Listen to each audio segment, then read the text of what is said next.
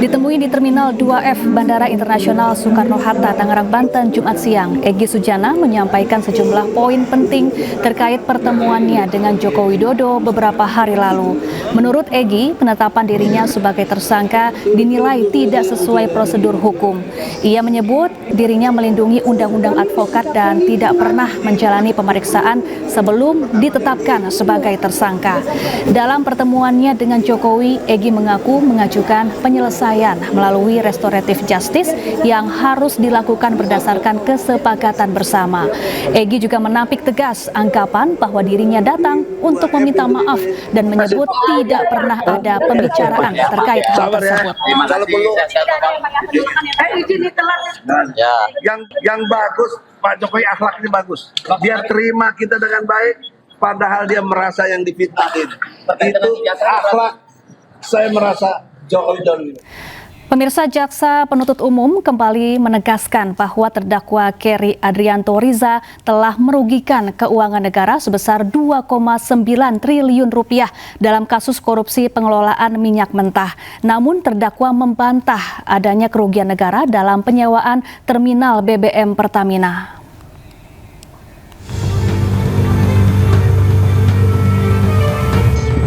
Sidang kasus dugaan tindak pidana korupsi tata kelola minyak mentah dan produk kilang Pertamina dengan terdakwa beneficial owner PT Navigator Katulistiwa, Keri Adrianto Riza dan dua terdakwa lainnya kembali digelar di Pengadilan Tipikor Jakarta Pusat.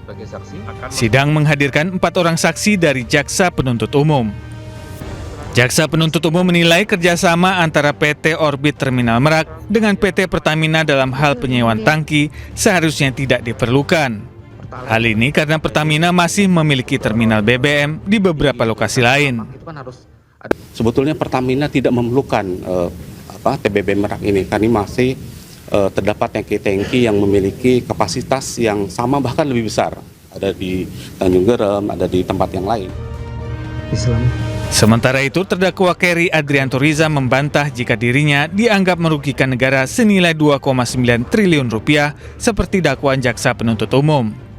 Putra Riza Khalid itu mengklaim bahwa angka 2,9 triliun rupiah tersebut merupakan kewajiban Pertamina atas pembayaran sewa tangki BBM milik PT Orbit Terminal Merak yang masih berlangsung hingga saat ini. Ada berita acara serah terimanya, sampai sekarang pun masih dipakai. Jadi tidak ada pekerjaan yang fiktif. Semua pekerjaan itu diakui oleh kedua belah pihak. Jadi yang angka 2,9 triliun itu setelah nyata dibuktikan di persidangan bahwa itu adalah bayaran atas tagihan saya. Jadi tolong diperhatikan ya, tidak ada kerugian negaranya di sini. Sidang akan kembali dilanjutkan pada Selasa pekan depan dengan agenda yang sama, yakni pemeriksaan saksi-saksi. Dari Jakarta, Rani Sanjaya, iNews melaporkan. Pemirsa, usai memimpin apel malam peserta diklat petugas penyelenggaraan ibadah haji atau PPIH Arab Saudi, Wamen Haji dan Umroh Dhanil Anzar Simanjuntak melakukan inspeksi mendadak ke barak peserta di Asrama Haji Pondok Gede, Jakarta Timur.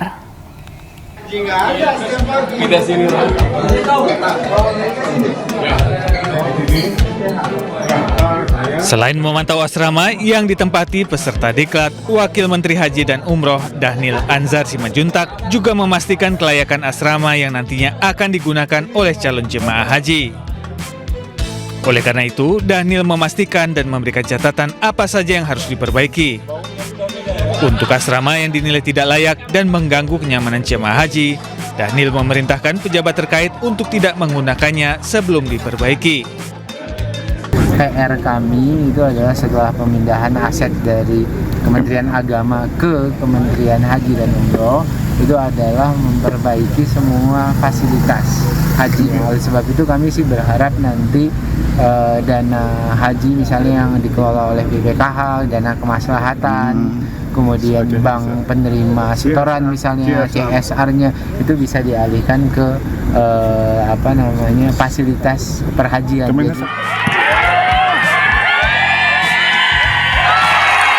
Di sela-sela kunjungannya ke asrama haji, Wakil Menteri Haji dan Umroh Dhanil Anzar Simanjuntak menyempatkan bermain basket bersama klub Ashad di Asrama Haji Pondok Gede, Jakarta. Dhanil ditemani sejumlah awak media yang sedang mengikuti pendidikan dan latihan sebagai petugas media center haji. Dari Jakarta, Ike Kusuma, iNews melaporkan. Kita ke informasi lain, pemirsa. Badan Pengawas Obat dan Makanan meminta Nestle menghentikan distribusi susu bayi S26 Promil Gold PH Pro 1. Perintah ini didasarkan oleh peringatan keamanan pangan karena potensi cemaran toksin dalam produksi susu formula bayi.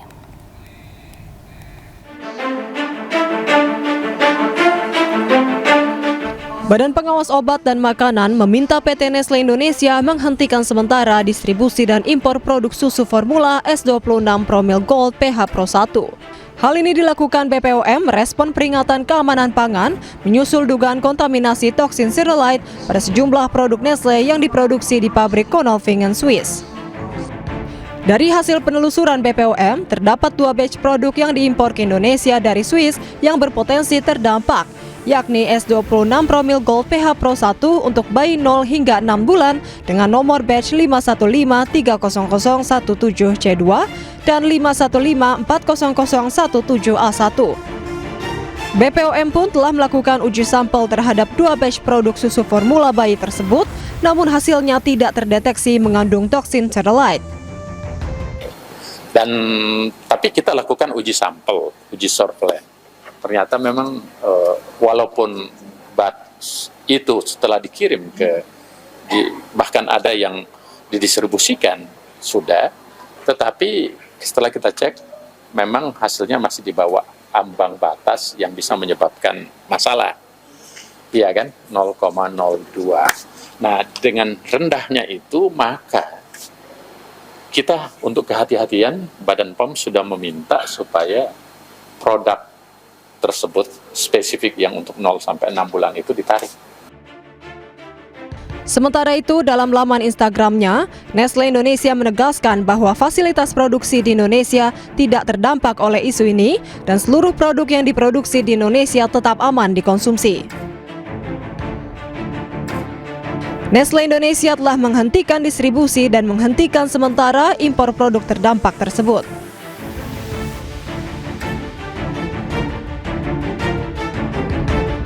Nestle pun mengimbau konsumen yang memiliki produk terdampak yakni S26 Promil Gold PH Pro untuk menghubungi layanan konsumen Indonesia.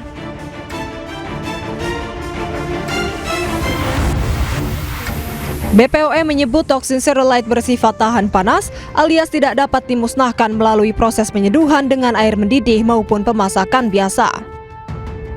Paparan toksin Cerealite bersifat cepat, umumnya 30 menit hingga 6 jam setelah mengkonsumsi dan akan menimbulkan gejala muntah parah, diare hingga hilang kesadaran. Namun BPOM menyebut hingga kini belum ada laporan terkait gejala ini. Dari Jakarta, Rani Sanjaya, iNews melaporkan.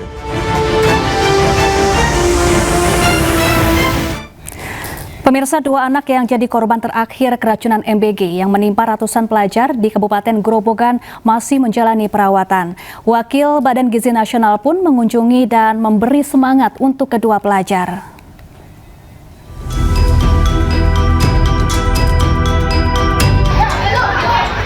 Dalam kunjungannya, Wakil Bagian Nani Sudaryati menjenguk 2 pasien yang masih menjalani perawatan. Tapi besok 10 ya.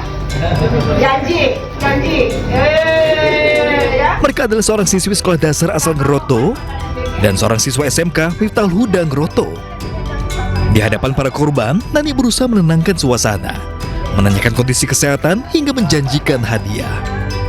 Keduanya menjadi korban terakhir yang dirawat dalam kasus dugaan keracunan EBG yang menimpa ratusan pelajar di Kabupaten Grobogan. Sebentar, putarkan ini, Bu. Wes, gak usah kan kok delok dhewe, ya kan?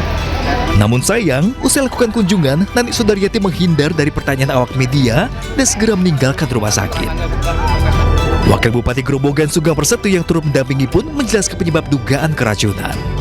Insya Allah kita sudah siap terus ya, terutama bagi dapur-dapur MBG yang kecenderungannya terutama di IPAL. Jadi memang benar-benar aku bawa semua dapur-dapur kalau memang ada gejala bau IPAL itu semakin memungkinkan untuk keracunan karena itu bakteri. Memang rata-rata di Grobogan yang dulu ada proses percepatan itu yang kurang sempurna memang di IPAL-nya. Depan insya Allah ke depan kita pasti ada yang malah. Berdasarkan data Dinas Kesehatan Grobogan, Jawa Tengah, jumlah korban keracunan MBG mencapai 803 korban. Dari Grobogan, Jawa Tengah, Rustam Nusantara, iNews melaporkan. Pemirsa, tingginya kasus kekerasan pada anak, salah satunya child grooming di Indonesia menjadi sorotan. Pemerintah dan DPR berencana membuat aturan untuk melindungi anak dari kejahatan ini.